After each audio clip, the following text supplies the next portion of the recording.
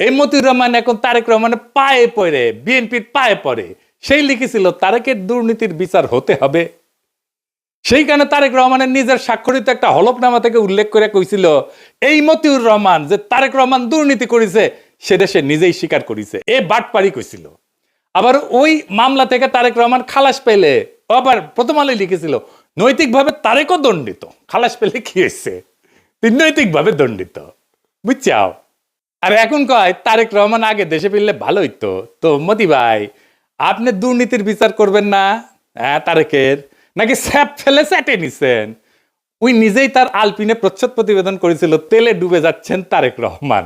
ওই তেল এখন তারেক রহমান কিছু দিচ্ছে, রেখে দিছিল নিজের জন্য।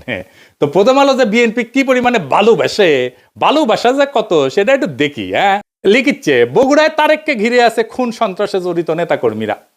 মতিউর রহমান এখন শিওর, এখন আর খুন সন্ত্রাসে জড়িত নেতাকর্মীরা তারেক রহমানকে ঘিরে থাকবে না।